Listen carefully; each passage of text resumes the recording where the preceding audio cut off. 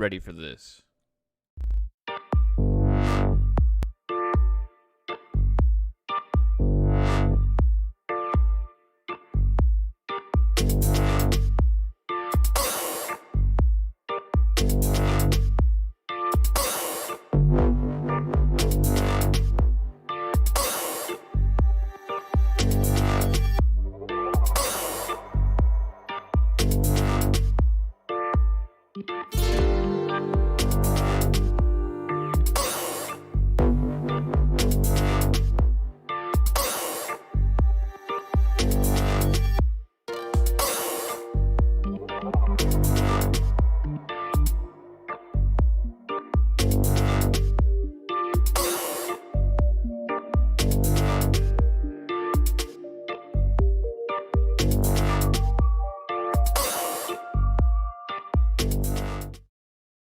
Hello, everybody. We are live.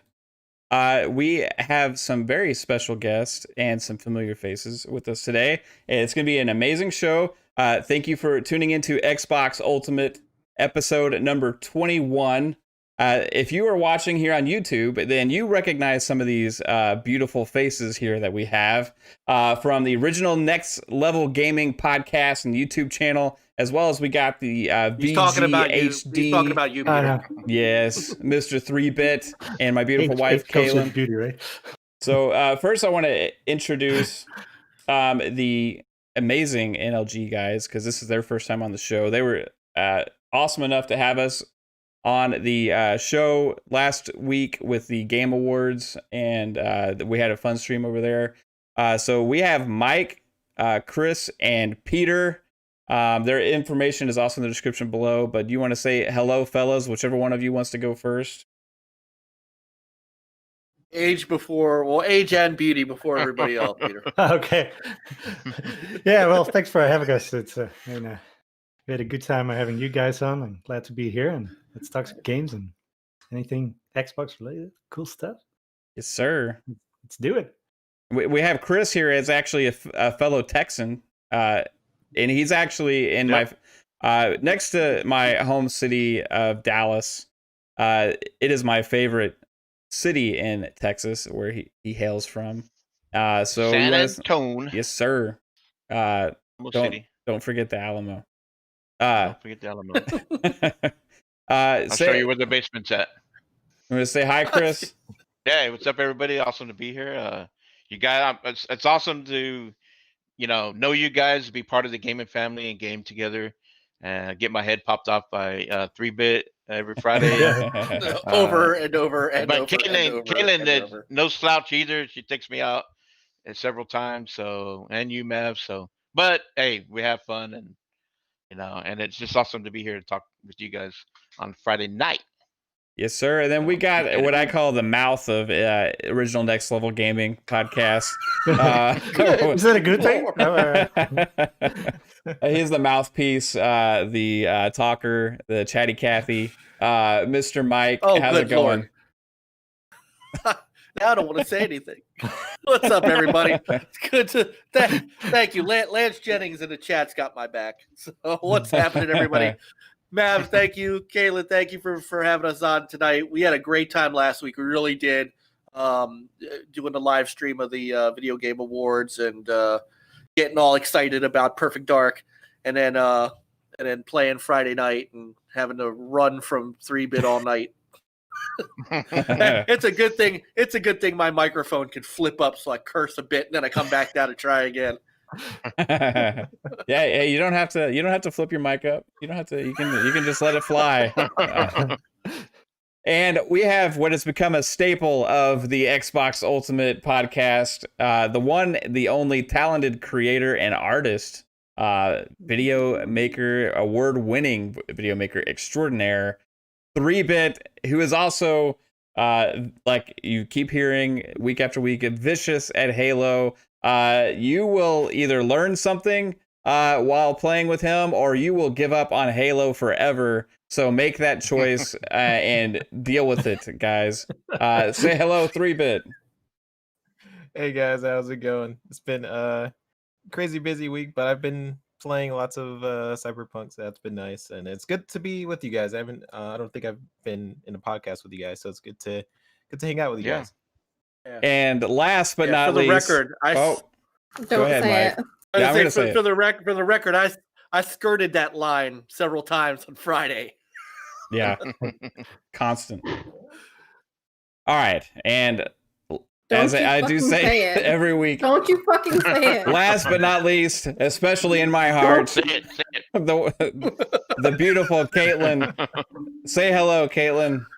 Hi, guys. Hope everyone's having a good Friday. Yeah, thank you for We are now. being here, Oh, yeah. everybody. We're gonna have a fun show. We got lots to talk about, lots of fun topics that I have lined up.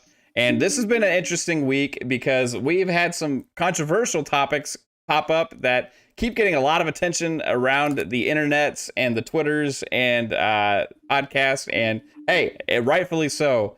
But because it's been talked about so much, I want to keep it to minimum. So I told these guys before we go live, I'm going to make a short statement about Cyberpunk, and then we're going to leave it at that. And then we're going to move on and talk about something else. Please. Anything else but Cyberpunk. This week. I love the game. It is a great game. I'm sorry to anybody that has a last-gen console and the game's buggy. It'll get fixed. Okay, moving on. Let's talk about something else. That's it. CD Projekt Red should hire you. I speak only for myself again, guys. So hopefully, if you're pissed off, I'm sorry. If you're enjoying it, hey, good for you. That's the world patch we just live came in. out, right? Solved all the problems. Okay. There you go. Yay! First patch is out. 1.05. It's all good now. 1,000 more to come, guys. All right, so fun Wasn't it like God speculation. of War that had a patch every 12 hours or so? We're gonna get a lot of patches. Xbot 448's in the chat, and he is demanding we talk about it. No, I'm done. I want to play it. Console said Game of the Year. Hey, see, this is why I even mentioned the name. Now the chat's just going all off on Cyberpunk. I love the game. I know it's a great game. It's important. It's controversial. They screwed up. Let's freaking move on, guys. Okay. Hey, if Pong said it, it's the truth. If you don't want it, get your refund. Pong always Right. speaks the truth. Yes. If I say it, Pong knows. Doesn't mean shit if you say it. Hey, get your refund. Right. Hey, but guess what happens if you do ask for a refund? You don't get to play the game anymore. So make sure you make a wise decision. Okay. Exactly. The game will be patched in 2 weeks, and you're gonna have to. Do I need to buy this again? Because I just got a refund. You're gonna be left out. Okay. That guy was pissed. Yes. Lupa says move on. Yes, I'm moving on. Okay, Good. fun speculation All of the week is how we always start this podcast on Xbox Ultimate Podcast. And this week we have some interesting things to talk about because there is some talk about EA throwing their wad in front of Codemasters. Their wad. Whatever that means. Yeah, so they threw their wad in front of Codemasters and they slammed it on the table. And they said, hey, I see you kind of talking over there with 2K. We don't like what we see. We want you over here with the big boys. And we want you to play with us. And there may be an acquisition coming in the form of EA taking over Codemasters, who has a large lineup of racing games, a deep library, a lot of talented developers. But my fun speculation of the week is, what does this mean for Game Pass? Right? EA Play is part of Game Pass. If EA acquires Codemasters, how much of the former library would be coming into Game Pass immediately, and how much will be doled out over time, and when will these games hit Game Pass? Because EA also has the time. You have to wait before their games go into EA Play, right? So what does that mean for the service, and how much will that even improve the value that we already get if this actually happens? And we'll start with one of the new guys here on Xbox Ultimate Podcast, and we'll say Mike the Mouth. I was gonna I'll defer. I'll come back to me. Okay. You want to call a friend? Hey, Peter, Chris, you got any thoughts on this? What do you think? What do you think? Yeah, no, I didn't really think about that. That they would be in the the EA Access or EA Play, what it's called now. So that's definitely interesting. Definitely, I mean, we already had some of the games already in Game Pass, but now that now they might, or now they will stay in it if they come to the vault, or what used to be the vault. So yeah, definitely interesting. But I can see why EA wants Codemasters, because they're they want to get that Formula One license, and because Formula One is big, it's one of the biggest sports games in the world, so they want to put their mark on it. So yeah, the F1 racing, they got Grid, they have Dirt, they have Onrush, Project Cars. Hey, maybe Onrush will come back to Game Pass. Codemasters did Project Cars? Yeah. Yeah. Yes, sir. Pretty sure. Correct me if I'm wrong in the chat, but no, I'm pretty sure. Slightly Mad Studios, published by Bandai. It's published by Namco. Yeah. Okay, my bad. I'm wrong. It's on their site though. It's on Codemasters' site. Is it? Because it's see, I thought I saw it on their website. So hold on. Let me look up Project Cars 2, because Project Cars, the first one. Oh, maybe Project. It shows Project Cars 2. Yeah. Interesting. So why would? Yeah. Who owns the IP then? That's kind of interesting, right? Because the developer was Slightly Mad Studios. To me, that's the most irrelevant one out of the group anyway, because they already have Forza on Xbox. So you're taking one you don't need two simulation racers in Game Pass, But I think the Grid is also kind of a little different than all the other ones, right? And I think that Dirt obviously is different. So thoughts, Chris, on that? No, I am kind of worried that it's going to EA. Because we've seen what they've done with studios, but Respawn has done great under EA. Because they, those guys over there said, hey, we're going to do it our way or else. So hopefully Codemasters can do that and continue pumping out some of these, some of the games that Grid and Dirt 5, keep going forward.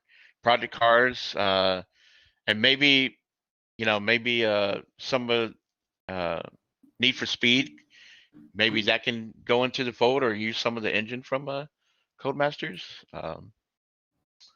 But it's even great to see some of these going to Game Pass though through the EA. So. Yeah, man. Yeah, it would be. I think it'd be a big boost to our already amazing service, right? You got any thoughts on this 3-bit? And if you're gonna, I guess, compare to what they will do, you kind of have to look at what they have already done with other properties. Don't say it. I know. Okay, I know where you're going with this. Well, it's. I think the bright example we keep going to is Respawn, right? Respawn is like the shining example. And there's BioWare, right? And then there's And there's BioWare. So I think in terms of it coming to Game Pass, which is another question, I think I don't know. Does EA tend to put their stuff immediately on EA Pass, or does it usually come later on? It takes depending on the game. Some games actually come a little sooner than others, depending on I think how well they did. But most of the games, it's about 6 months or so after release, or sometimes even longer. I think it might get you 10 hours though. Yeah. You also get the trial in those games. Trial. But also, if you think about what I'm curious about is the back library that they have, because there's a lot of games that they already have that could potentially just drop in there after the deal's finalized. We don't know that, so that's why it's speculation. We don't know any of this or what it's actually going to look like, or if this is going to go through and be a finalized deal, right? But to think about the possibility of that many racing games potentially hitting Game Pass if you're a racing fan, racing game fan, you would like almost have to have this service, because Codemasters is, besides, you have Gran Turismo and you have Forza. Besides them, they pretty much make most of the racing games out there. You know what I mean? I mean, it's just every year there's probably about one or two, coming out. It seems like. So, it's interesting. I think it'd be a boost. One less reason for people not to subscribe. Anyway. Mm-hmm. Yeah, I think Game Pass. It's not a cheap. Oh, go ahead. I was gonna say it wasn't a cheap deal either. $1.2 billion. I mean, yeah. Obviously it's no ZeniMax, but Codemasters is not a they're not a AA studio either. So that's a pretty good chunk of change. If you think about it, that's 14% higher than what 2K offered them, which means 2K didn't offer them $1 billion. I don't know. Which 2K could have afforded it. So the question is, and I was just reading that their shares are down on the thought that maybe 2K might come back with a counter offer. So to start a bidding war for Codemasters, then, huh? Yeah. But I mean, the question for you guys is number one, is Codemasters really worth that? But number two, do you trust Codemasters more in Take-Two's hands or in EA's hands? This is a tricky, this is a tricky thing, because the Game Pass subscriber in me says I wanted games in Game Pass, but the EA player in me says that sucks, and I don't want the games. I don't want what happened to BioWare, and I don't want them to EAify those games. Right, if you know what I mean. Like, right. I want they have a few games, that they do well with, right, that they kind of leave alone.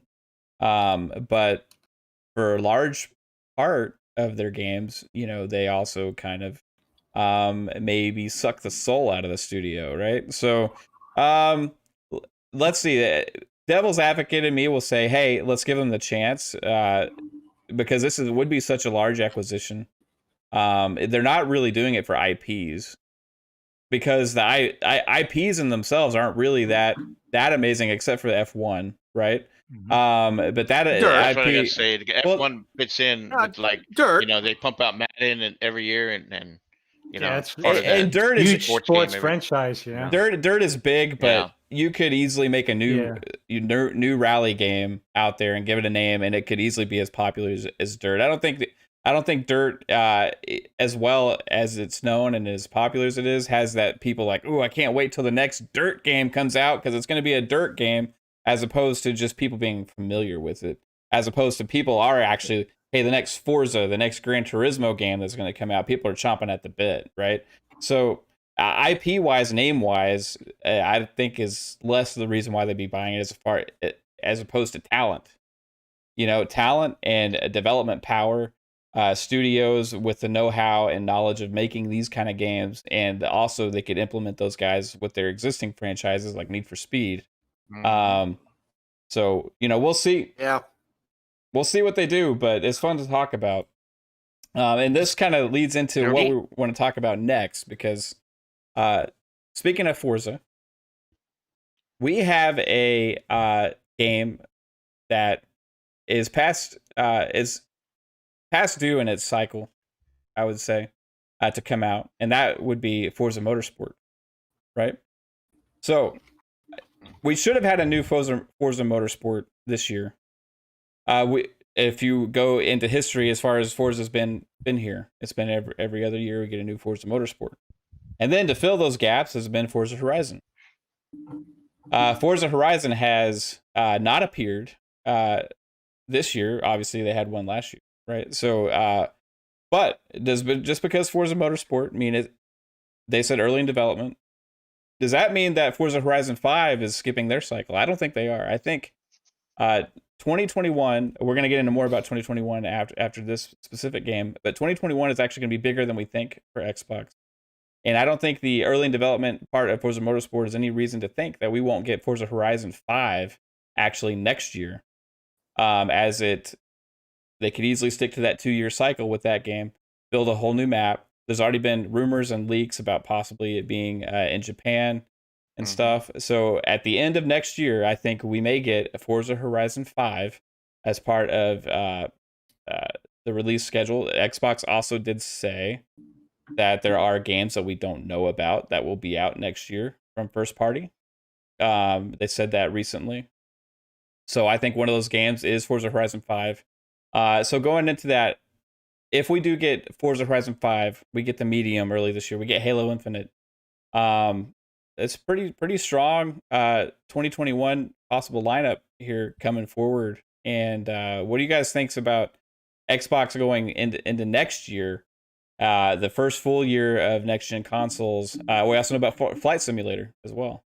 About that lineup in Game Pass with what they're providing us in the first year, and maybe people are going to be more excited and surprised about some of the quality and games that we're getting than we originally had anticipated.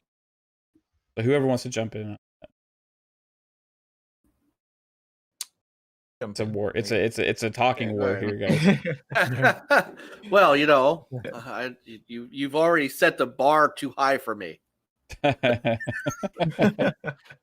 Yeah, come on, man. Yeah, I know you got some opinion on, because I heard your show last night. Now, just to be honest, I had this topic before I watched your show. I wasn't trying to spring this on you to battle you, okay? But I know you have a different opinion, so I'm curious about what you think. All right.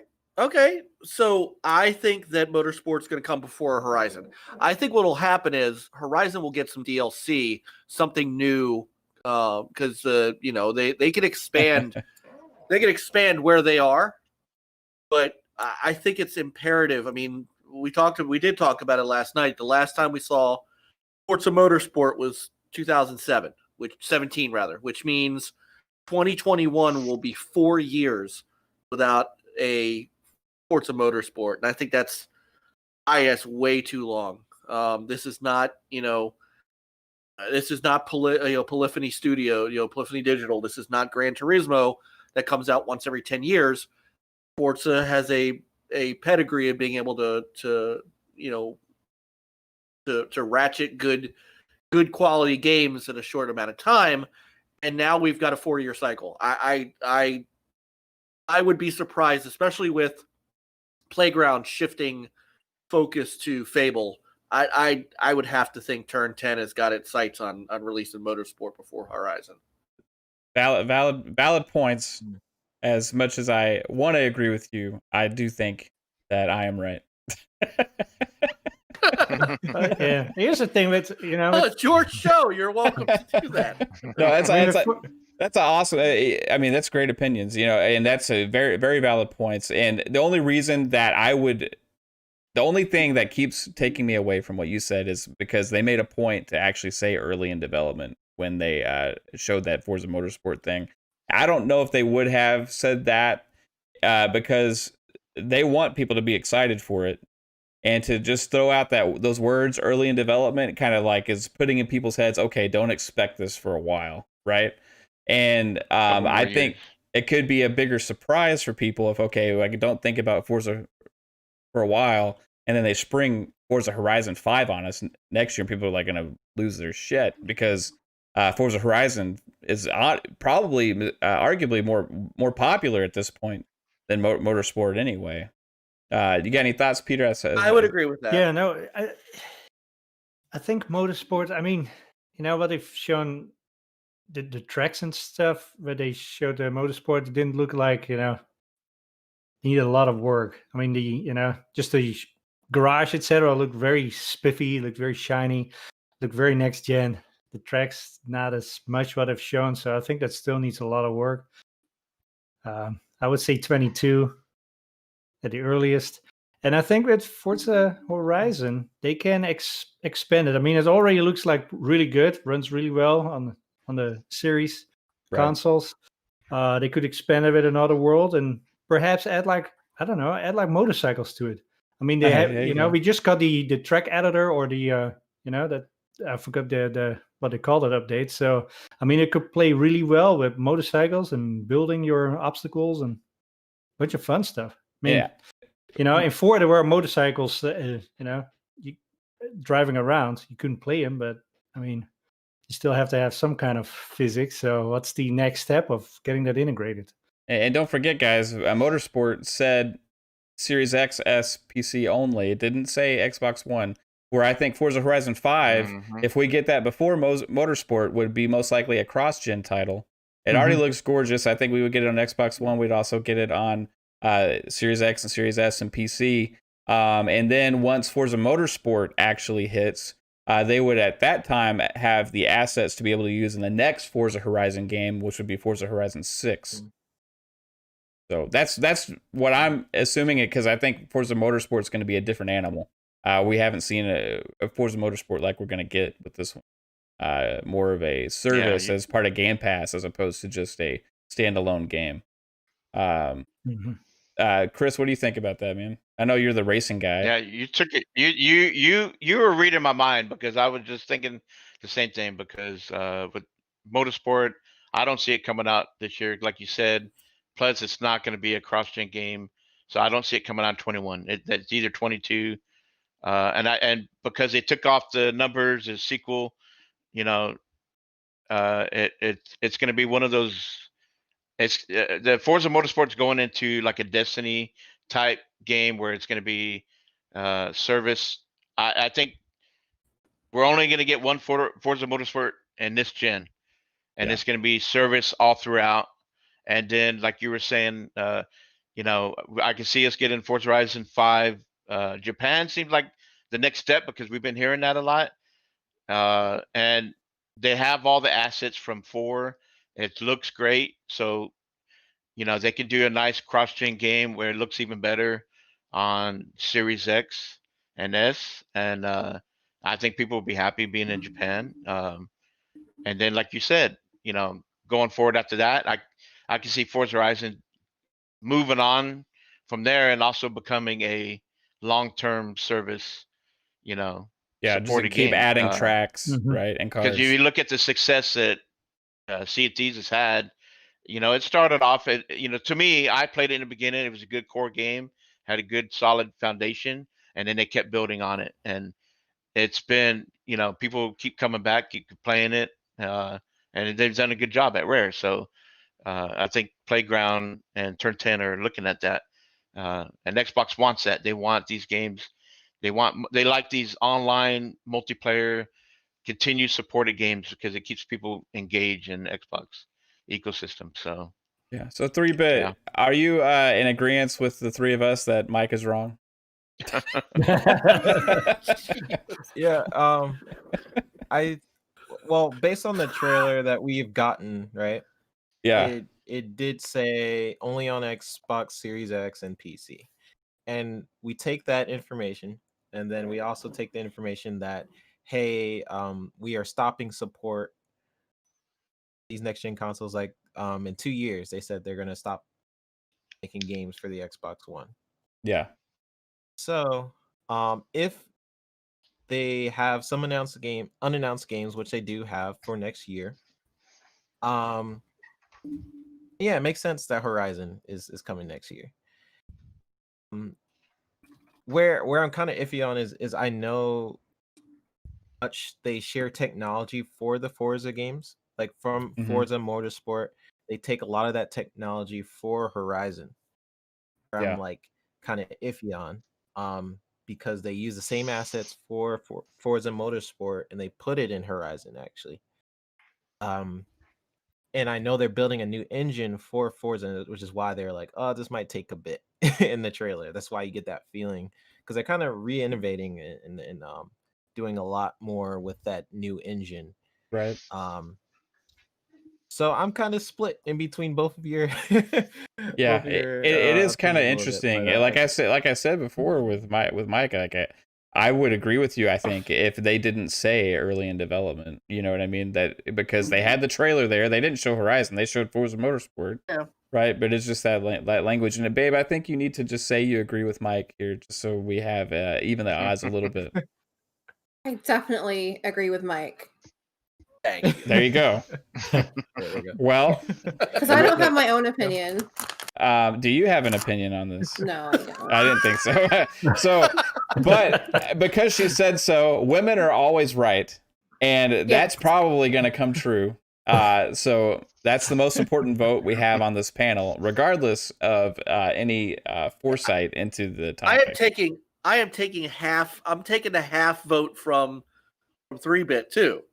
So technically, 3-bit's probably just trying to be nice. Yeah, so you got 2.5 versus 3. That's not that bad. We're trying to give you a little bit here, man. They don't call me 3-bit for nothing. Yeah, there you go. So, but going into this more, okay, let's assume there is some form of Forza, right? Because it had, they got to keep that franchise relevant to an extent with one of the two, I think. So I think we'll get one of their games as part of Game Pass next year, right? That with Halo Infinite, the Medium, Flight Simulator, it's looking pretty good for the first year, and Scorn, and that's not including all of the games that were announced that we have just learned about that are going to be coming year after that. I mean, that's pretty solid looking first party lineup at this point so far. You guys agree with that, or think it's weak? Yeah. Indie Gamer said The Ascent as well. Yeah, The Ascent. Yep. Ascent. That's an indie game that looks awesome. Chorus? Not sure Chorus is. Yeah, that was one that they showed at that first event that they had that looked pretty cool, but nobody's even talked about it. Oh, also, well, this isn't an exclusive, but they do have some kind of marketing deal with Scarlet Nexus, right? And that's that Japanese RPG that looks really good, in my opinion. So, right. Yeah. The Chorus is not a first party game though. Chorus is Deep Silver. But if they have some kind of time exclusive or whatever, Yeah, it was one of the first things they showed at that first event. I don't think they do, because I'm looking on Chorus's site and they list all the platforms, including Stadia, Epic, and PS5, PS4. That's the same with Scarlet Nexus. Yeah. So they may have a marketing deal with it, but I don't think it's Yakuza Dragon. Yeah. Well, Yakuza Like a Dragon became a time exclusive because of other reasons. It wasn't part of a deal. Like they had anticipated making the PlayStation version. I think at the same time, they said that that was delayed or something. I think is what they said. It came out. I believe it came out on PS4 in Japan. So I mean, it's kind of weird how that game released. Well, and that goes into, we're going to get into this probably in another episode, but the Sega and Microsoft Xbox stuff is just, it's too all over the place for there not to be something going on. I'm not talking about them acquiring them necessarily, but some kind of deal regarding Game Pass, regarding like either timed exclusivity things are going on, but they just dropped the whole Yakuza series and Game Pass as part of that Game Awards. Awesome. That when does that happen? That doesn't happen. You know what I mean? From a publisher to drop. Okay, here's a franchise that has like 8 games in it, and hey, we're just gonna give them to your subscribers. No, that doesn't work like that. There's a deal. Aaron Greenberg keeps tweeting out pictures of hedgehogs. Yeah. So it's got to be something. And Phil's been in Japan putting that work in to build that relationship. So there's some. You've seen the fruit of that. And Sega and Microsoft's relationship runs deep to the origins of the Xbox, and the fall of the Dreamcast. So, should we go ahead and do this topic now, babe? I think it's a good time. What, the special one? Yeah. So 3-bit knows what this is for sure, because I've done this to him. This will be the fourth time, or third time, I think. You guys have to kill one. You think that this is a piece of trash. You don't think it ever should have existed. You wish you could erase the memory of it from your minds, and everybody's in the chat. So we'll go around. We'll start with Mike again. The Dreamcast, the PS2, the Super Nintendo, or the Xbox 360. You hate one. One's got to go. Which one is it? It's I already kind know of what an Mike's easy. gonna say. Easy one for him. It's kind of an easy one for me. Yeah. Sorry, Super Nintendo, but you got to go. Oh, I knew you were gonna say that. That's an easy one. Wow, that's like my childhood, man. I didn't get into Nintendo until the N64. Okay. How dare you? Well, hey, that was. I expected a little bit of a hard thought, but no, he just axed it. He said, "Hey, get rid of that shit." Yeah, it's you gone. Mario. I think I just got a DM from Chris. He's quitting the show. Peter, one's got to go, man. Dreamcast, PS2, SNES, or what was the other one? 360. Which one do you hate with all of your? I don't hate anything, but I think maybe the SNES. Never had one. Wow, that's 2 for the SNES, guys. Write my letter right now. Resignation. NLG. Wow, 2 for the SNES. Chris. This one's easy. The Dreamcast, because I didn't play it. I'm not saying that it's worse, but I played the others, and I love them. So you're fired. So Dreamcast.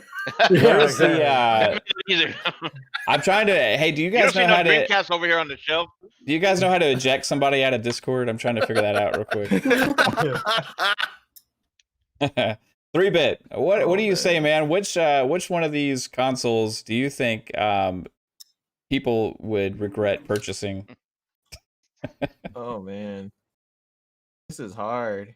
I love the Dreamcast. It's hurt not. A little bit. There you go. Yeah, exactly. I still have my Dreamcast hooked up right next to my Series X. That's how much I love it. There you go. Right there. Dreamcast see my I fired it. 3-bit. You see my import on the wall? Oh, sick. That's my Japanese version. I pull it down every once in a while for that. Oh yeah, see it there. I'm gonna have to say this is gonna be controversial. I think I'm gonna have to say the PS2.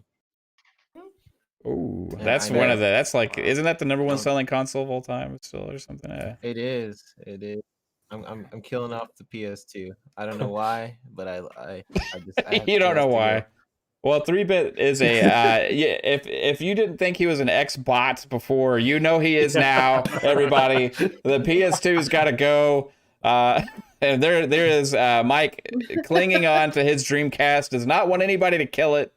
He loves that thing. Babe, just pick one. I want to know which one you say. I have opinions. Okay, you don't have to be on Mike's side either. Damn. Well, earlier you said you didn't know if you had a thought on this one. So. No, I didn't. Oh, I'm sorry. I always miss Okay, so don't worry, the mean man. I would kill the PlayStation 2. I've never played on PlayStation anything.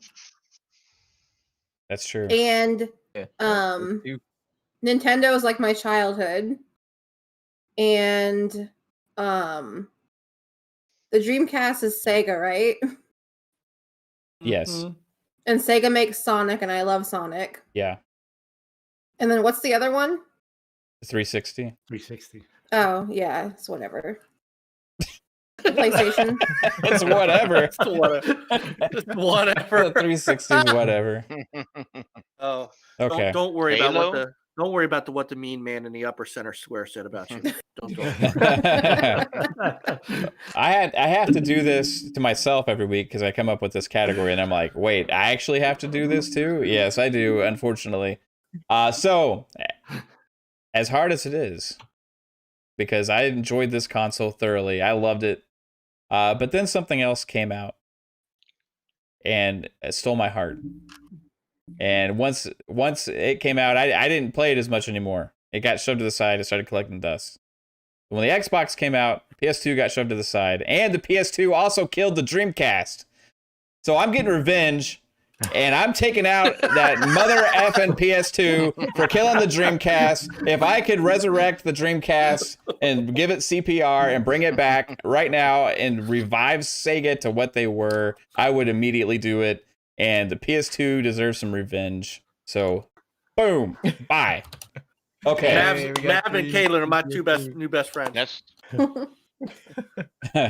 Yeah, that was fun. Yeah, that's a good reasoning. I'm gonna steal your reasoning. That's why I wanted to get Yeah. it as well. All right, so But 3-bit. man, 2 I want votes you to, for the SNES you got guys. you Come got to on. check out. You got to check out the Hyperkin HDMI cable and the M Classic.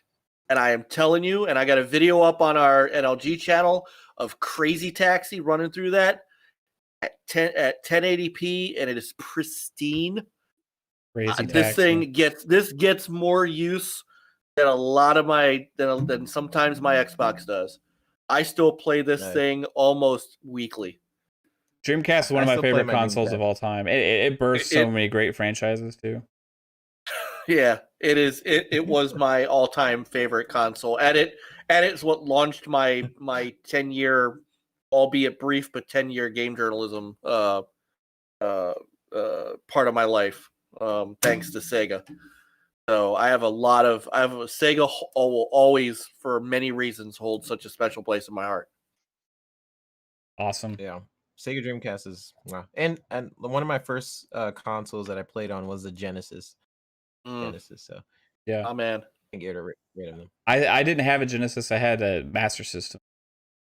So I had the Master System, and then we had the SNES.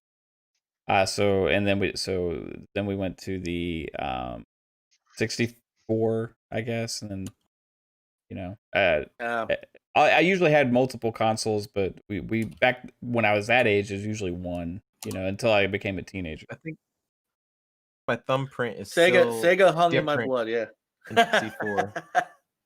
Those thumbsticks on the N64, I'm pretty sure my thumbprint is like the N64. Yeah, they're brutal. Mario 64 was amazing when it came out. It was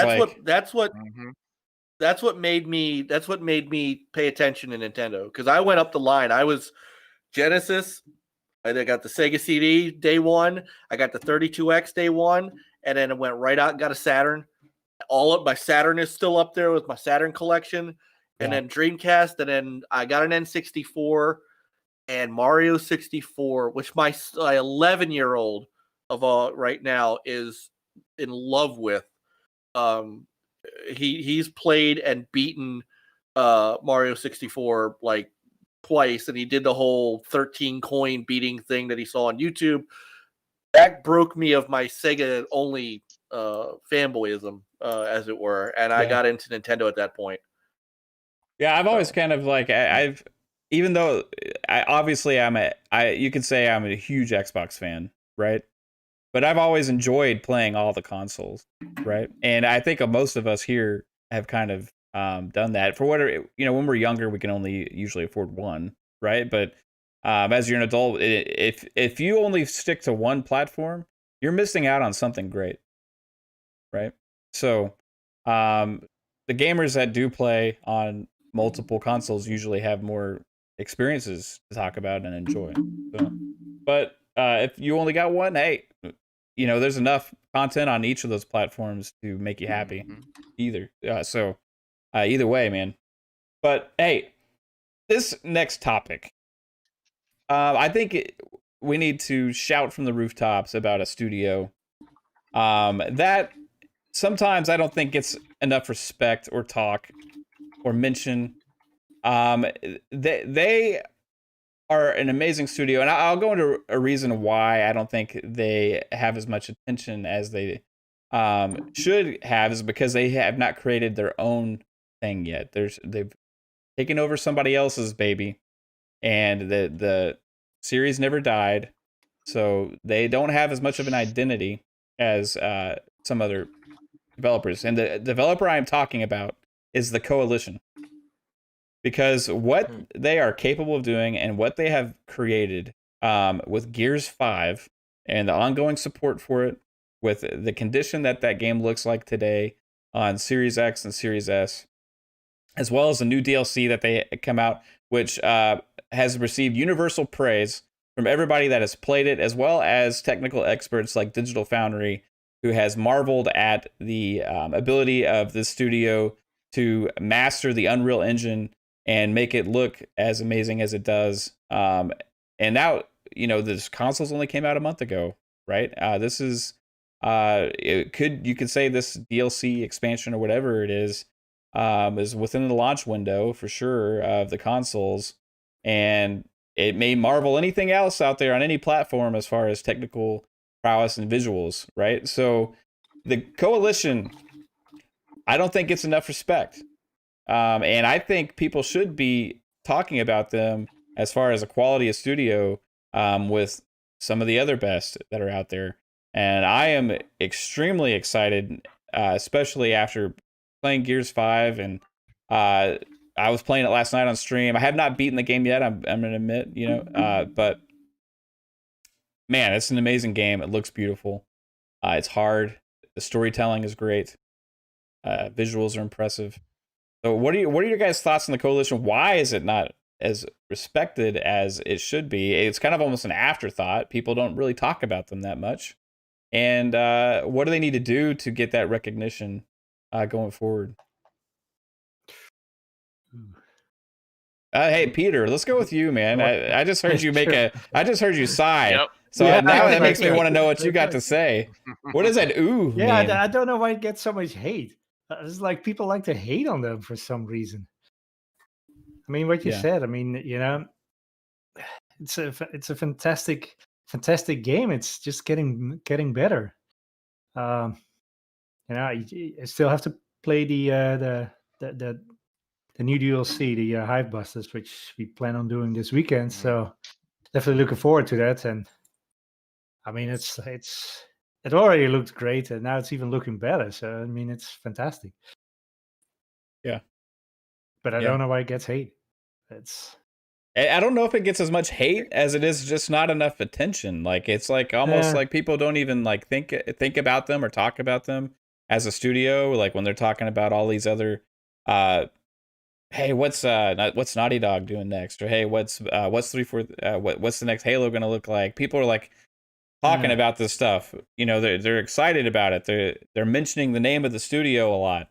But when it comes to Gears and the Coalition, it's just like, okay, there's another Gears game, and it's amazing looking. It looks great, but they're not in nominations for awards. You know what I mean? They're not. Maybe it's the studio name. They should have just kept it Black Tusk or whatever. Maybe.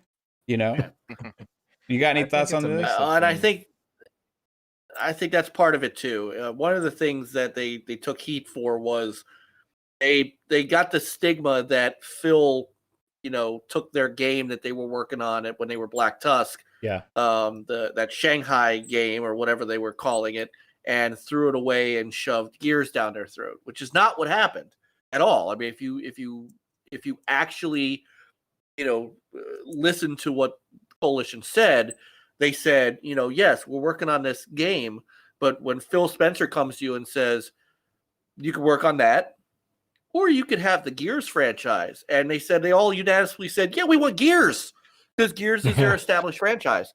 But I think, too, as great as Gears is, Gears was never an internal game until 4. Gears was always Epic Studios.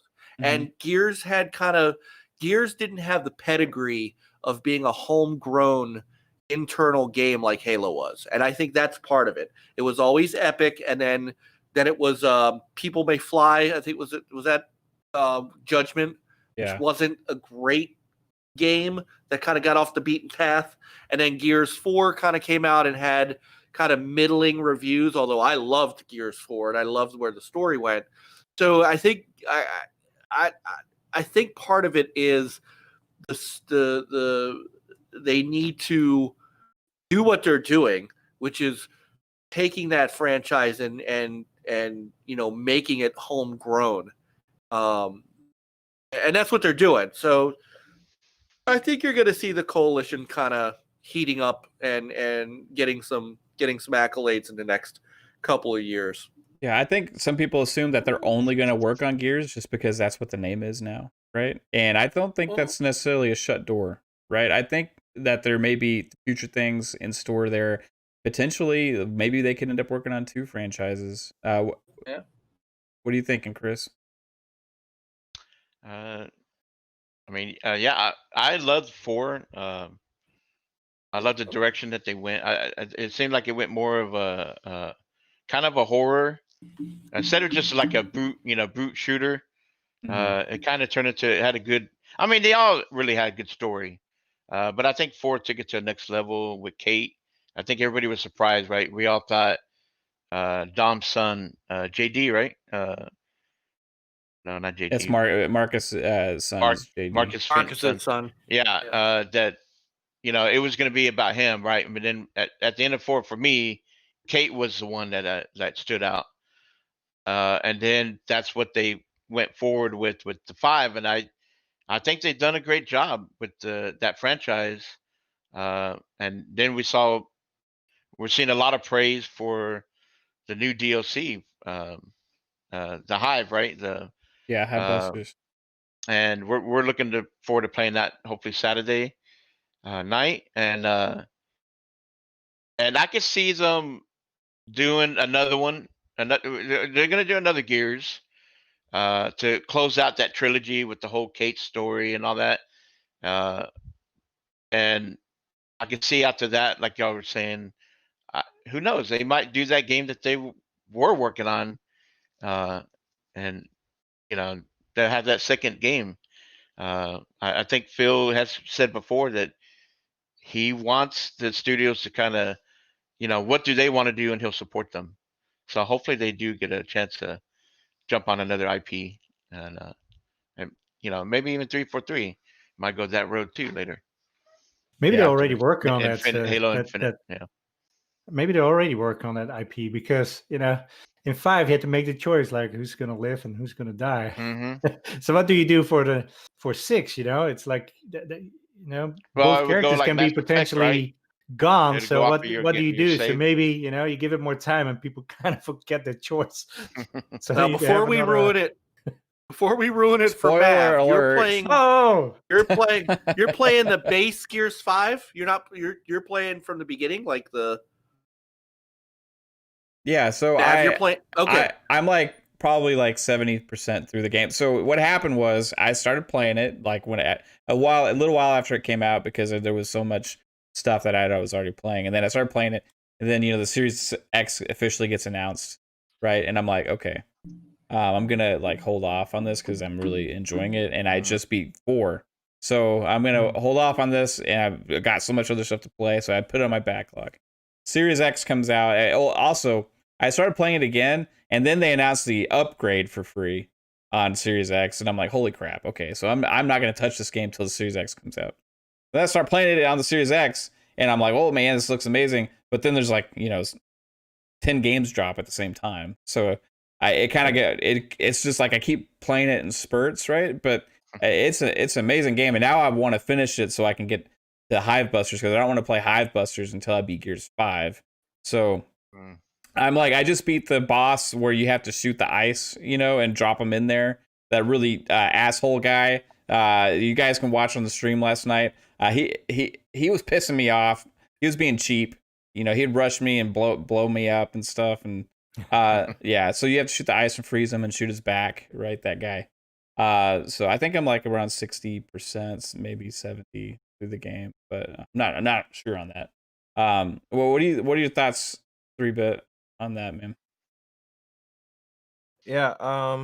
Well, I think why they are not seen as successful is it's a combination of things. I think people are really burnt out on the franchise. A lot of people, they really like Gears 5, but they're like, oh, what can they do sort of differently? Even though I do think like Gears 5 is an amazing game. I think a lot of people sort of look in that regard of they're just burnt out by the franchise, maybe. I think with a lot of different Xbox franchises, people sort of look at Xbox differently.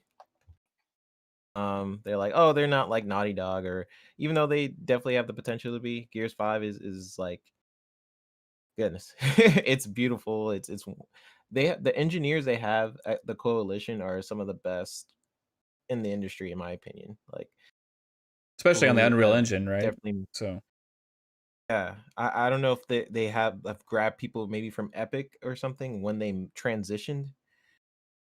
But they have some people who have like mastered optimizing games for Unreal Engine for sure. It's a mix of things. I think it's people being burnt out from the franchise. I think people are not looking at Xbox in that regard. Like I've seen people at Perfect Dark being announced and like, oh, that looks really cool and all this different stuff. And then they saw it was announced for only Xbox. They're like, only Xbox? Yeah. I deserve this game, you know? And I think a lot of people look at Xbox that way. And I think because they look at Xbox that way, I think they coincide that with also Gears, unfortunately. Yeah. So yeah, I do think that's it. I think what they can do to sort of get out of that is make such a drastically different Gears or experiment with another game and come back to Gears. I think that's probably the only way. Yeah, I agree with you there, man. Like, to me, a lot of these game studios get their and earn their respect when they create something like new and creative that kind of grabs people. Now, it's not just about the visuals or how well the game performs or any of that, because you have lots of studios that may make a remaster of a franchise or like a something like that, and it's like, hey, the game runs great, but they're not the original creators of it. So you're kind of like we're handed over this creation from other people, right? And they handled it well. So they handled Gears 4 was really good. Gears 5 is great, right? Multiplayer, single player, everything about it to me is like excellent. Okay, so far. Anyway, when I have to make that decision, maybe I'll get pissed off now and hate the game. I don't know. But as far as like earning that respect and like, hey, what are they going to make next? I think comes from like a new idea and a new vision. So back when they were Black Tusk, when they first were revealed and the idea of their first project, and they had that night sky city thing with a guy climbing up the building or whatever it was, if they went and they made a new IP, like you guys are saying, and it blew people away, that would put them personally, if they make it as quality as Gears 5 is, up there with any other studio that is mentioned, because they've proven multiplayer, they got it. They've proven single player, they got it. Storytelling, they got it. What else do they have to prove, to earn the respect? So the only thing is creation. Create something new, create a new vision, create a new franchise, create a new IP. And I think they may get that chance. I think that Xbox wants also new IPs. I think either they're going to potentially have a second team there, or they're going to have them do one other game and then come back to Gears later and give that game a little bit of a break.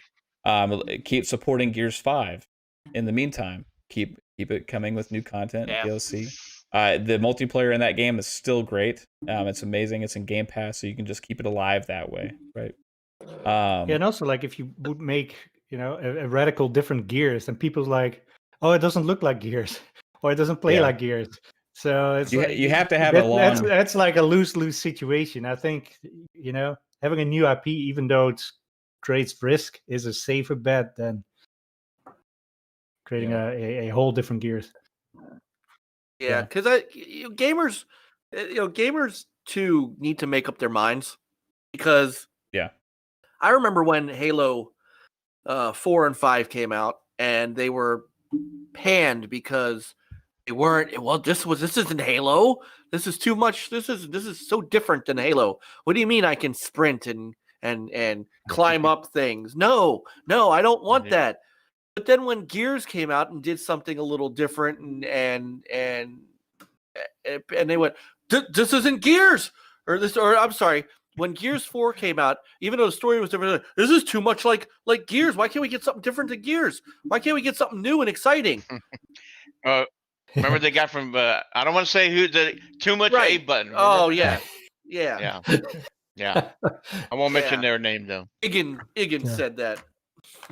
Yeah, too much A button. But and then it's crazy.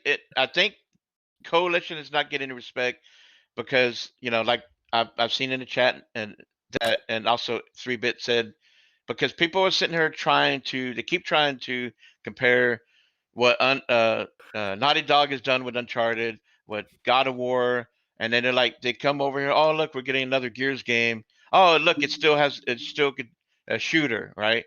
They keep trying to they don't take it seriously because it's a shooter like Halo, and they overlook the story, and it's a shame because what Coalition has done with that story with Gears, I think it's up there just as good as Uncharted or God of War or even Horizon Zero Dawn. It's a shame that some of the fanboys out there and some of the media like to bash on Xbox and some of the games because they seem to get more clicks and blah blah blah out of it. And the hard work that these studios like 343 and Coalition, that it's a lot to pressure that here they are, they have to take the mantle on these big franchise games.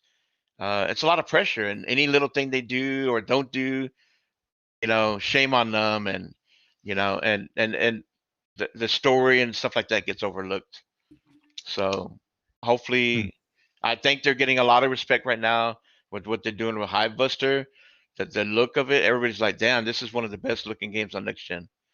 So it's we're seeing, like 3-Bit said, the engineers there are second to none. What they can do with the Unreal Engine, and yeah, You I said look forward to. Hypebuster, just that's post Rob Ferguson. It is post Rod Ferguson, yeah. I mean, he didn't. I mean, it could have been something that he already had in work before he left. But, Yeah, I don't know. They have a roadmap. Yeah, and a lot of people may say, hey, they're in better shape now because Rod Ferguson's gone. I don't know if he had a negative or positive impact at the studio. I know that they made great games before, and they making great games now. The multiplayer was good, then, and what they're producing now is good. And I know that a lot of people think it may be more on the multiplayer side he has an impact on it or something there. But what this is talking about is not necessarily any one individual. It's just the studio as a whole and the talent that they have there, and making quality games, and they've proven that. Now, if you were to, let's say, take Forza, right, and let's say you have a new developer hop in and make a next Forza game, right? If it's great, like every Forza game has been, they're not going to get a lot of respect because it's just what we're anticipating. It's like the level of quality that we expect from the franchise. And they're going to keep the mantle. Now, if they make a crappy one, we're going to shit all over them. We're going to, hey, you screwed up Forza, get out of here. But they're not going to earn that respect for creating the franchise, and like Turn 10 has earned, or Playground has earned with Forza Horizon, right? So, but you can easily screw up. Like a lot of people didn't like Judgment. I personally liked that game. I thought it was fun. But as People Can Fly, I think they kind of got crapped on from people because they felt like they ruined Gears for them, right? So it's easy to ruffle the wrong feathers when you're messing with the IP like this. And that is just almost as much of a testament to how good, to me, the Coalition is that they have not really upset Gears fans. Because Gears also has even though it's maybe not the most popular game in the world, right? It has a huge fan base, and a lot of the fan base that is into Gears is extremely hardcore fans. I mean, you're talking about some of the most hardcore fans that are out there with, I don't know if y'all seen all the tattoos that they post on Twitter. I mean, these people are serious about that franchise. They love it. And if you mess with that game in a negative way, they're not going to be happy. And I think they've handled it well, not only with the characters they've created, which there's new characters that they did create for these games. They didn't just take the old characters and run with those. They created new ones, right? They've created great expansions. The multiplayer is solid. And story, just like the original games, sometimes they'll get you in the feels on these games, right? They make you like have, even though it's like, hey, this is like just this fun, like, hey, chainsaw people in half shooter, and kind of stupid at times, and like, this dude bro is what they used to call it, right? It still gets you like, it still gets you like in the feels sometimes, like, oh, that was an emotional moment. I wasn't expecting to have that right after I just head stomped a locust on the ground, right? but it happens. They get that with this game, and they have done a good job with that, as well as the technical prowess that they've shown with the Unreal Engine 4 and the graphics and the frame rate being smooth. And just like if you guys have a chance to watch Digital Foundry's breakdown over this, it wasn't just the Hivebusters DLC. It was also a patch on Gears 5 for the next gen version, because that next gen version was actually pretty much, it's a new title, and with as much stuff as they did to it. They upgraded it, and then there was a couple flaws that Digital Foundry had found. They pointed to the attention of the Coalition. The Coalition fixed it, and it is a completely smooth 60 frames per second running with those visuals, which is insane. So, yeah, every time they pointed out something in Digital Foundry, they're like, "Oh yeah, but the Coalition said they're going to fix this." It was like the smallest thing. Yeah, I noticed like there's 3 frames that dropped on this little section here. Did you fix that? And then, hey, guess what? They did. They pointed it. They pointed it out, but it's. I know, but they pointed it out. But then as they're pointing it out, Linneman goes, this little 3-drop frame here. I mean, really just destroyed the game's feel for me. Shut up. Yeah. Shut up. It was, it just takes away from the entire atmosphere. No. Oh God, don't see with it. VR, right?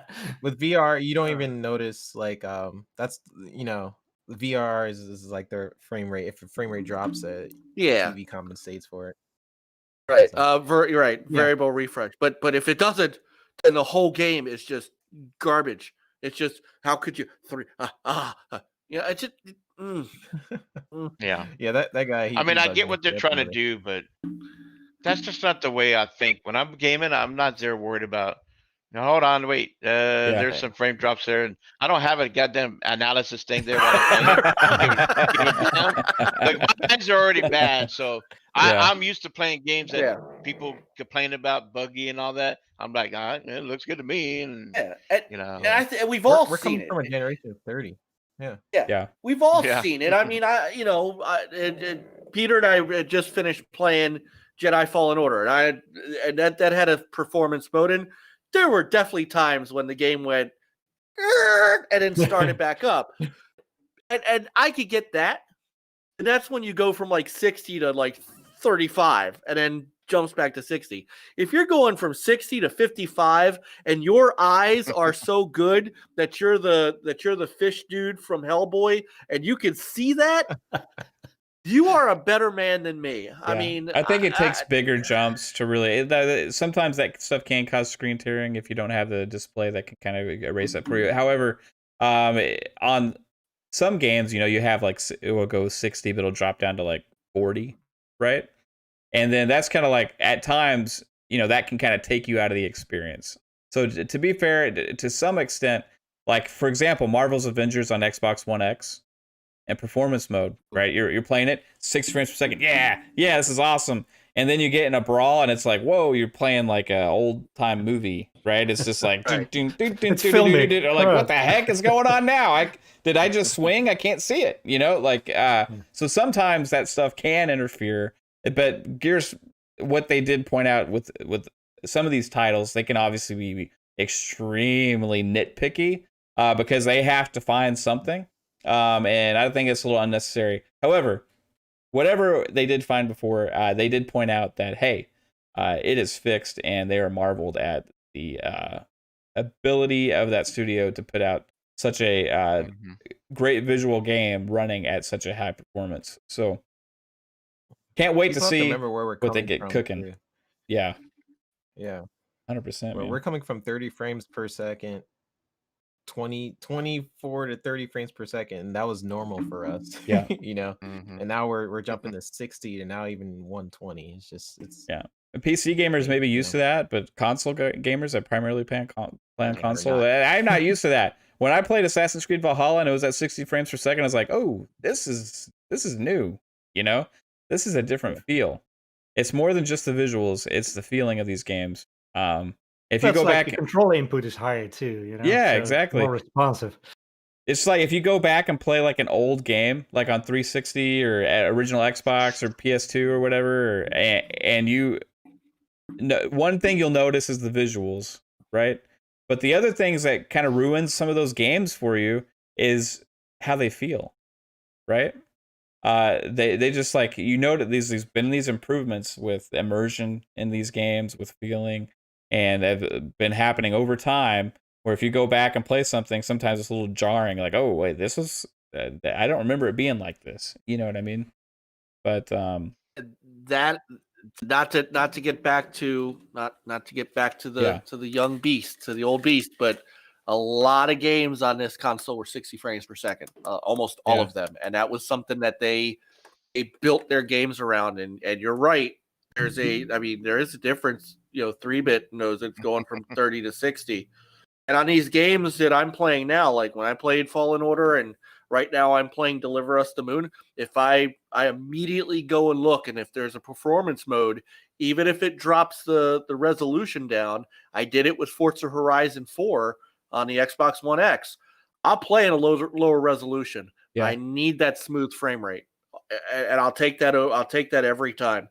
Playing Cyberpunk. Oh, I said it. Oh, I said the word. I'm playing Cyberpunk at. I played Cyberpunk at 60 frames per second. I'm playing on performance mode. I don't know if it's constant 60 frames or whatever. I haven't watched any tech analysis on whatever, but I'm playing that on performance mode. And when I go and switch over to graphics mode or whatever, I notice it. And I'm like, hey, I need that smoothness back. Yeah. So I think it's time to move on from that. That was a fun discussion. I think we all agree that Coalition is the bomb and they deserve some clout. So bravo, Coalition. Keep it up. Yep. Next topic, guys. This one is for the indie gamer. So I have a little bit of a bone to pick, and he's in the chat right now. With the indie gamer. A little bit of a bone to pick, but also praise, because he said I have to check this game out in a chat on another podcast. And I was like, okay, because he knows I do play indie games. Speaking of that, tune in tomorrow to the Indie Games Awards show at the Indie Gamer YouTube channel. It is going to be a great time. I believe you're going to be hanging out there as well, Chris, right? With Indy, and I think Archimedes is going to be there. VJ, maybe a couple other people. I can't remember everybody. However, it's gonna be a great time, and he's put on some. He put a lot of work into this, guys. I got a little sneak peek at some stuff earlier because he kind of wanted somebody to maybe test some stuff. So I saw a glimpse. I saw a glimpse of what he has in store. This man has put some hard work and effort into this, and it deserves to be watched because I'm excited to be there. If I wasn't a part of it on the panel, I would for sure be watching. So everybody check that out. So, besides that, this man, he said, hey, unto the end. You need to check this game out.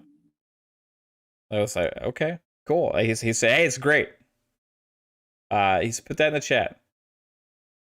So, yes, it is my Game Pass game of the week. It has earned my respect. But this game is freaking hard, guys. And that's what I have a bone to pick. He did not warn me about the difficulty that I was going to be facing with this game. I think at one stage I died about 60 times in a row, and I'm not exaggerating. It's on stream. You can go watch it.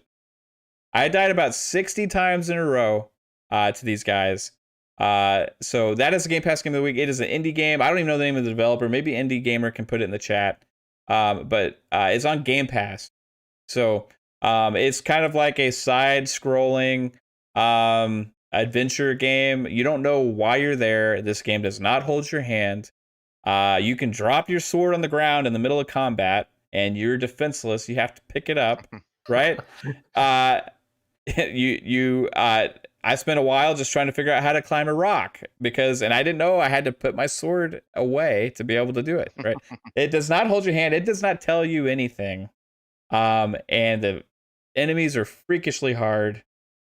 Unto the end, guys. You need to check it out. I don't know if anybody here has checked out Unto the End. If you got anything to say about it, if not, I want you to point out maybe another Game Pass game that you would like people to check out that you got respect for.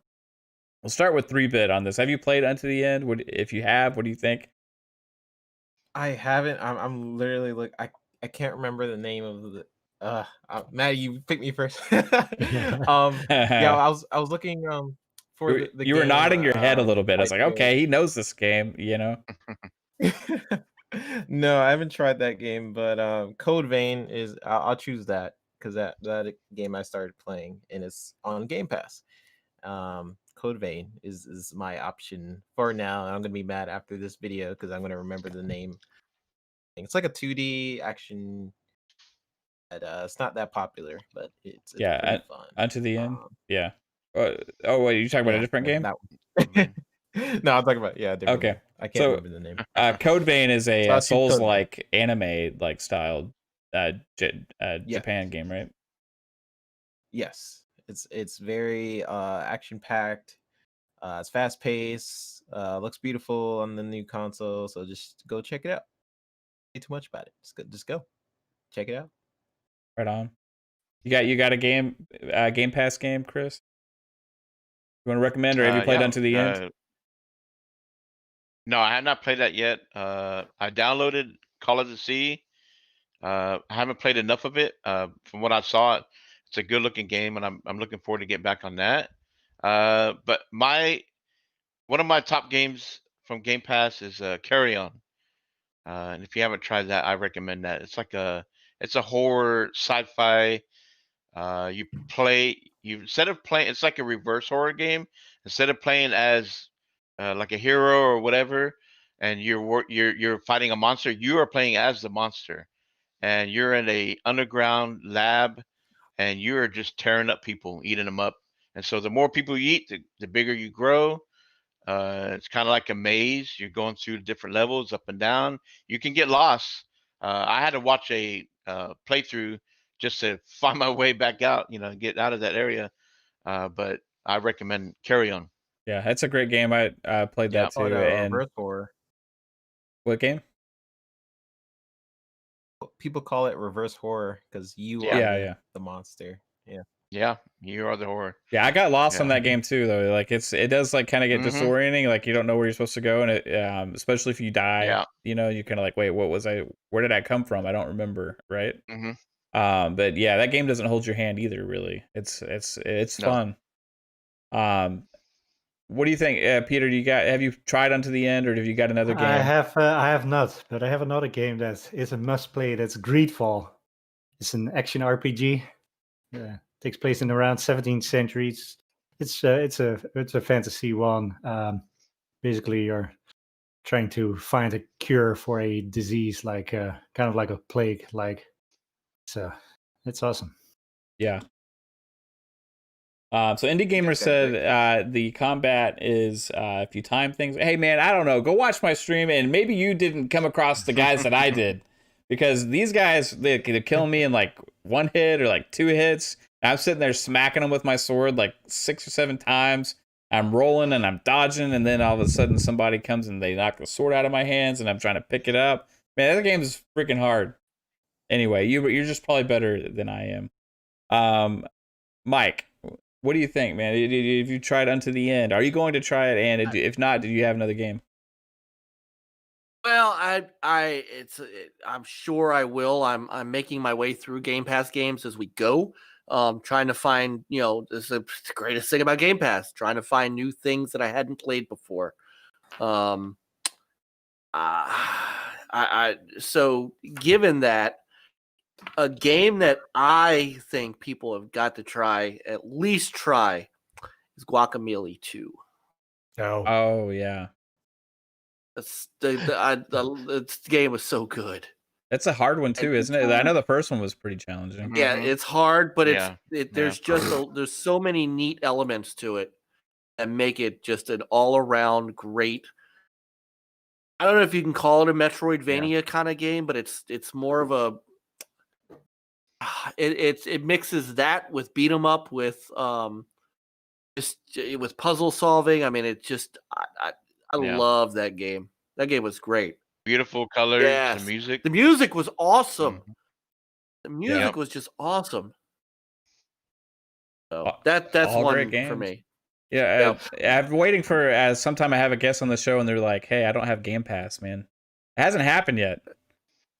It's gonna happen at some When you point. kick them off the show. Yeah, it's just the best I don't- value out there I right don't. now. Yeah, I don't know how you don't like how anybody cannot like Game Pass. I mean, it's amazing what's in it. And I mean, I was clicking through while everybody was talking because I just looking to see where unto the end is. I don't think people understand the caliber of games that are actually in this collection. And it's not just the Microsoft games. You guys know Skyrim is there. Doom Eternal is there. Control is there. Yep. You know, all the EA players we talked about. Games like Yakuza, Deep Rock Galactic, all the Forzas that we were just talking about, Minecraft Dungeons, Master Chief Collection, games from EA like Black from the original Xbox. The Crysis games are in there. Rage 2 is in there. Rare Replay. If you guys have not played stuff out of Rare Replay, and not just the old games like Cameo, which holds up after all this time, Banjo-Kazooie and all those, but if you go back into the old Rare games, the original Battletoads arcade game is in there. The Battletoads NES game is in there. There's so much in that pack, and it's in Game Pass. I mean, it's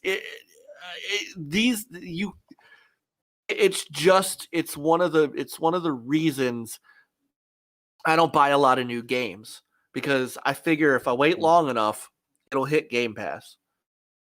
Yeah. As well as those Codemasters games, maybe even hitting Game Pass. Right. It's like it's crazy. Dirt 4 is in there. I mean, it's not Codemasters games. Onrush went in there. So it's not out of the realm, even if they didn't get bought by EA. You know. Fallen Order was in there. If it's not still, Fallen Order is because it's locked in now because it's part of EA Play, which is now part of Game Pass. So it's going to stay there. It's in that EA Play vault now. So yeah, it's the Game Pass. I mean, Titanfall. Titanfall 1 and 2. Yeah. Titanfall 2 is the one that's got the campaign that everybody's loves so much, right? So campaign is really good. You know, that had a great. It kind of makes me wonder, you know, because Titanfall 2 didn't do as well as it should have, right? But people that talk about it all love it, and it's a Respawn game, right? But they didn't have the respect earned yet when they made Titanfall 1, and then even you could say Titanfall 2, they didn't really, I think, earn a lot of people's respect until. You had this past couple of years when Jedi Fallen Order and Apex Legends came out. But every game that they've made is amazing and is really well made, high quality. And hey, all of their games, guys, are in Game Pass, you know, except for the VR one that they just made, Medal of Honor. Yeah. But, you know, I think, you know, they got some surprises up their sleeve. You know, and another thing about Game Pass is a lot of these games, like Unto the End, I hit Game Pass the day they come out. Release date, Carry On, which was another Game Pass game that we mentioned today. Day and date, and that's something that is important for the service, I think, because if it was just like we have with the EA games, where you have to wait 6 months, then that takes a lot of value away. Because you don't want to wait. You play these new games. You want to get them when they come out, right? So, Microsoft. Wait till that holds that next year. Wait till and wait till all the rest of the ZeniMax games get back in there. Oh no. Yeah. I've been waiting to take another shot at Prey. Yeah. And that's coming back in. You know, Dishonored. There's a lot of those games that. You know, and like the DLC for Fallout 76, for those who play Fallout 76, that's in there. That Destiny. DLC is in there. Destiny. Yep. Yeah. Are you back, baby? I know you had to step yeah. away. Yeah, I went to fix my hair and then Kaylee came in here. In the middle of the podcast, I'm just gonna go fix my hair. That's fine. It was hurting. Your hair was hurting? Yeah, the hair tie. Oh, okay. I don't know that stuff. It's that was nice Christmas tree in the background, by the way. I meant to tell you. Thank you. Welcome. Take it from the Jew. Well, I like your yarmulke. Thank you. It's nice. There's a Jewish compliment for a Christmas one. It's a fair exchange. There you go. So all right, guys. Yeah, Game Pass, amazing. Do you have any Game Pass games you want to mention, babe, or you want to just shout out at Master Chief Collection again? No. Tetris. Well, Yeah, I was gonna say Tetris for you guys. Tetris. Tetris for sure. Yeah. And you didn't come to me earlier when you were talking about Gears. Because you were disappeared. Well, I was talking to Kaylee, but I could have answered. Okay. I just played Gears for the first time this past weekend on Mr. Tushi's game night. Mm-hmm. And I loved it. Not too much A button. Nice. That game was great. No, I think the I've A been button playing makes on it the more Tetris and- like easily accessible for people, actually. Yeah. Mhm. The weird thing is at first I was like, why is my character walking so slow? Because I played multiplayer, not the single player. Yeah. She was holding her own. Like, I was not expecting that, but she was mixing it up with What was it? How many kills did I get my first game? your first game. You jumped in the middle I of the jumped game. in. So I think you got like 8, but one of the games you had like 17 kills in that Yeah. game. And Nice. I was like, wow, There you okay, go. gotta watch out. So yeah, it was fun. And I think we're gonna be playing some of that maybe. On our let me do this real quick. If you're watching on YouTube, you can see the screen. Join us for Ultimate After Hours. It's right after the podcast. We're going to be playing some Gears 5 multiplayer. We're going to be having some fun. Mike may not be able to join us because he said he's got to spend some time with his wife, but that's okay. We can have lots of people come and join us and play. It's going to be an open party. If we get too many, it's okay. We can hop over to the Master Chief Collection, and 3-Bit can pop your head. All right. Easily, yeah. Come on over and get frustrated. Hey, I'll tell you what, awesome fun. I haven't had a lot of fun Yeah, like that, it was and fun. especially on Halo. I used to love playing Halo back in the day, and you guys just brought the fun back to that. I Yeah. love it. So I appreciate you guys doing that, hosting that. Yeah, Yeah. It's and I know we fun laugh games. about the yeah. I know we laugh about the one more thing, and that was a really cool, fun thing. But I have to tell you that, like, I showed that video to my wife, and I said, I haven't. This is my wife kind of sees in the background. I talk to her about what goes on with on Twitter and things like that. This community that we've gotten into with you guys and I share this community with the retro side of things over with my man OEB Pete and his crew and all that.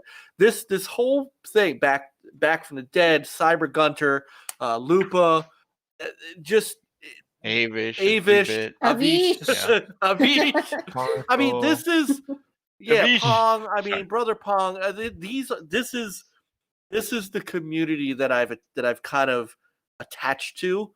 And when you guys did that a couple weeks ago and wouldn't let me leave to just go to sleep, I was like, you know what? These are the good people that I want to be around. And it made me feel so, kind of included. That, and then of course the Cyber Gunter said, "You ain't going to bed, bitch." That was my favorite. I mean, that was really funny, and we laughed about it because last week we tried to do it to Pete, but Peter. I just tried to tell you guys that when Peter gets his "I'm out," you can't stop him. Yeah, he doesn't even get the whole. He doesn't even get the whole thing out. He's like, all right, guys, I'm going to. He's just He gone. was out. Yeah, we went what? I tried to This warn. I community tried to is warn him very- after you left, Peter. I was like, "Yeah, don't take it personally." He just. He just like deuces. Bye. I'm out, guys. Right, but it shows us. At least it The meter shows is up. me. Yeah, it shows me at least that you guys included me and didn't want me to go, and that was, I mean, that meant a lot. Well, So this is Mike, a great. I wanted you to leave so we could play Halo 4. Yeah. This guy and his broken game, get out of Right. here. You know, come I had on. to delete my whole freaking save. That sucked. Oh yeah, So, no. but that just means I am willing to go through the. Yeah, man, you went through the ringer with that. I did, but I'll go through the co-op again if anybody wants to do it. Hey, we should do I'm that down. sometime. I'm actually down. Well, if you play with Um, 3-bit though, like be prepared. You're not going to get any kills. You're just going to be a participator in the story. You know, just lagging behind. That's okay. That's how I say. I contribute to the bottom line. That's how I me roll. too. Just jump on his back for the ride, like Coop, my Coop buddy. I always tell him he carries me. He carries me in all the co-op and Oh, multiplayer that's games. right. Right, he carries everybody in the division. Yeah. Right. I just tell this community 3-bit. is amazing, man. I literally started podcasting like not even that long ago, and I felt immediately just enthralled with everybody, like Pong and Lupa and Mav and Mr. Boomstick, who invited me on the show to be a member. Like it happened so fast, and just thank you to Mav and everybody in the community. That makes it very collaborative feeling. Like I feel like I could jump in just anybody's podcast and just have a good time, and it's always. We're gonna have you. We're gonna have you on next. We're gonna have you on next. Yeah. So, and if you guys, I'm telling you, if you now that I've seen your retro chops, which I'm very impressed with, I need to introduce you to that OEB Pete side of the group, because there's some guys over there, Rich Hayward and Papa Pete. He's like his moniker is if you're over 50 and you don't want to grow up, you don't have to. So these guys are retro gamers, although Pete does retro and new, and he's a Halo guy. I got to get him in on one of our Halo nights. Mhm. That's a great group to kind of mold into this big community we're building, and yeah, I think you guys would get along really well with them. Yeah. So I gotta make some introductions. Yes, sir. That's this community is awesome. You know, meeting all of you guys, awesome. I started this a few months ago, and it's been great. So NLG, I was just while I was doing my little own thing here, I was hanging out in your chats, and nice to have you guys interact with everybody. And 3-bit also amazed at the talent that this guy has. He's not just a vicious Halo player, but you know, when I say award-winning, you know, he won an award for making a short film.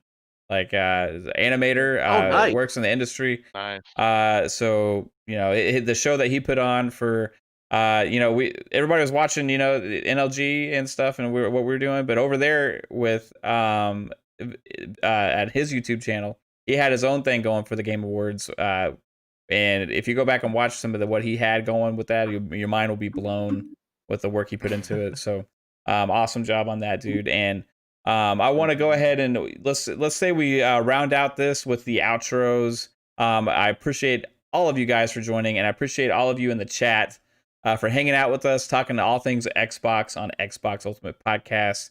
Tell everybody where everybody can find the talented 3-bit. You guys can follow me on YouTube. It's the Video Games HD, and on Twitter, it's the VGHD. I've been taking a little bit of break. It's the holidays and stuff, so you haven't seen a video in a bit. But this week you will see my Series X versus PlayStation 5 review. So that's coming up. And Clickbait. or I'm you just can kidding. find me on you can see that, and I'm on Boomstick's podcast, so you guys can see me on the Xbox Factor podcast every Thursday, except yesterday. Yeah, except yesterday, but I'm on there every Thursday, so that's how you find me. Yeah, and you have an open invitation here with us, man. For whenever you're available Friday nights. You think you kind of belong. You belong with us. Yeah. You belong to the free. So Chris. And cough, cough, cough, cough. Follow me back. Cough, cough. Yeah. Chris, I'm following you on Twitter.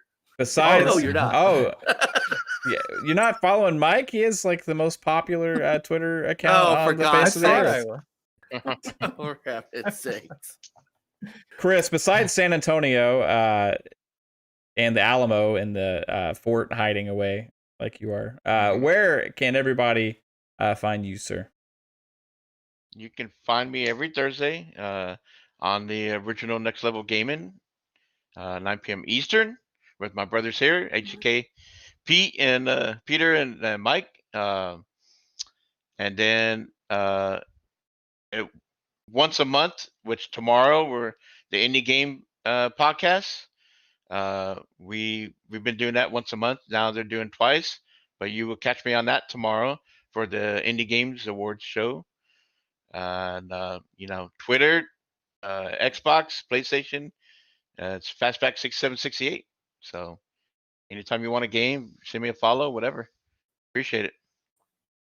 Awesome, man. Great member of the community as well. Great to interact with on Twitter. And Peter, besides just ditching us in Halo, where can people find you? Every Thursday on the original Next Level Gaming show, 9 p.m. Eastern. And everywhere you can find me as HTK360, except on Xbox, you find me as HTK. Awesome. Short and sweet. That's where you find this man. He said it. Go do it. Yeah. All right. He's either in the game or he's out. There's no in between. There's no one more.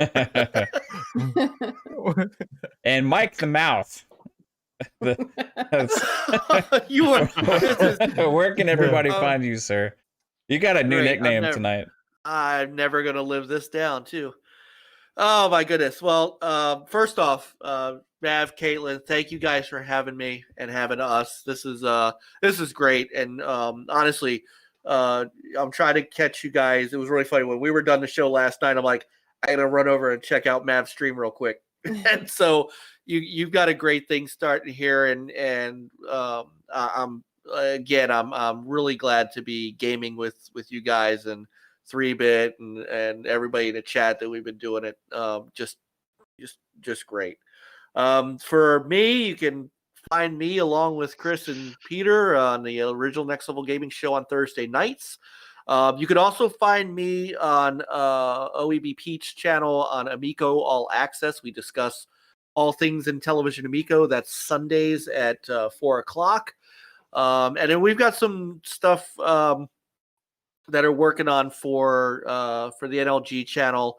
Good guy Mike Garvey, who's part of a show that usually is on before this with OEB Pete. Him and I are going to be doing a once a month show, something different than what we do on NLG, and so we're going to start that up in January. And you can find me pretty much everywhere around as Stinger NLG on Twitter, on YouTube, not on YouTube, on Twitter, on Xbox, on PlayStation, which if I'm ever on and you want to try to find me, it's the original NLG, because for some reason Sony doesn't like the word Stinger. Don't ask me why, but otherwise it's Stinger NLG everywhere. I even chatted with them and they're like, yeah, it violates our, what does it violate? It just does. What kind of answer is that? So yeah, so do they think it's a bee's penis or something? Oh my gosh. Maybe it's like a sex thing. Yeah, I guess. In Japan, man. maybe something. Right. Maybe it's their save word. Stinger. Stinger. That reminds me of the SNL skit. Yeah, the Keenan. Yeah. Yeah. Yeah, that's a good one. Rutabaker. Rutabaker. Is the old man that does the different positions, you know, and he did the bee. Right. Yeah. Stinger. That's right. Yeah. All The right, other babe. day, I gave her a stinger. Oh gosh. Oh, I man. shouldn't be here. Besides sitting here and wanting to get out because you're surrounded by a bunch of guys that are being stupid, where can everybody find you, babe? Well, before I say that, I wanted to piggyback off of what y'all were saying about the community. And I've never been a Twitter person. Mav has been trying to get me to join Twitter for years. I've always kind of been into like Facebook and Instagram, but I joined Twitter when he started his YouTube channel and his Twitter account just so I could keep up and support everything that he's doing. And I had no plans to stick around Twitter at all. What? No, I was just going to go there to see, your updates and stuff like that. Yeah. But this community is like Positive. Yeah, like I was trying to find the words. Yeah, I'm here now. I love it. Yeah, it's a positive thing. Been definitely in our lives. Yeah. Yeah, we're glad that you two, the community is huge, right?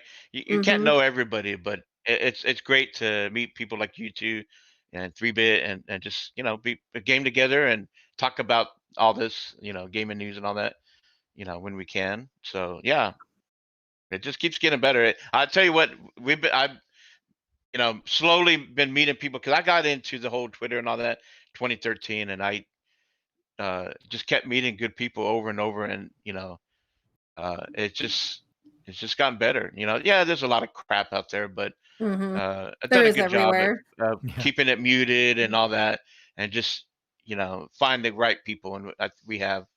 It's like a beautiful field with grasses of green, and then there's been horses walking through it, so there's some turds you got to step around every once in a while, right? Yeah.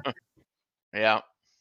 But all right, babe, where can they find you on Twitter? You can find me on Twitter at CaitlinX0615, and every Friday here with you, and apparently 3-Bit every Friday as well.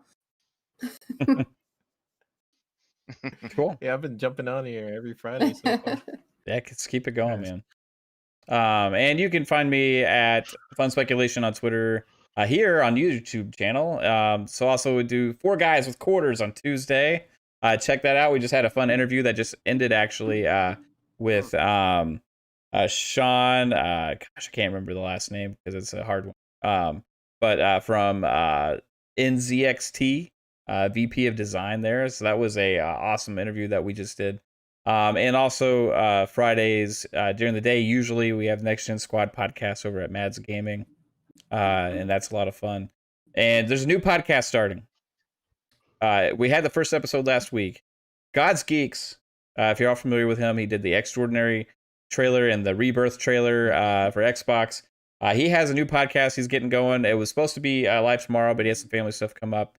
And after the holidays, probably it'll get going kind of at a full-time schedule. Don't know exactly what night yet. But yeah, it'll be a fun time. We got some great members of the community. Lupa will be a part of it as well. So check that out, guys. God's Geeks YouTube channel. And then tomorrow again, guys, check out the Indie Gamer Award Show, the Indie Games Award Show at the Indie Gamers YouTube channel. It's going to be a big thing. If you could, Indie Gamer, I don't remember what time it is off the top of my head. If you could put it in the chat, I think it'll be awesome if anybody who can make it out to that, because the amount of work that he's put into it astounds me. He's got a great channel anyway. He just passed 1,000 subscribers on YouTube, which is a huge milestone. So also congratulations to you, sir. That's amazing. So it's been an awesome show. Thank you, everybody, for hanging out with us again. Thank you to you NLG brothers for coming and hanging out with us. And thank you to my main man, 3-Bit. Thank you. A lot of fun, great topics. Only a little bit of cyberpunk talk. And thank you, babe. I hope you got that pizza ordered because I am freaking starving. I sure did. So we'll see you guys real soon on After Hours. Whoever can join us, hey, look at this. It's coming up. I'm gonna flash it on the screen. After Hours, it's coming up. Gears 5. Hey, careful, you didn't have the epilepsy warning. Oh yeah, you're right. Gears 5. We're gonna be playing. It's gonna be fun. And hey, if we get too many people, hey, we'll just move over to Master Chief Collection. But I think we'll be probably pretty safe over there. So, all right, guys, thank you. Have a good one. And bye. Bye, guys. Later, everybody. Yeah, Okay, gamers.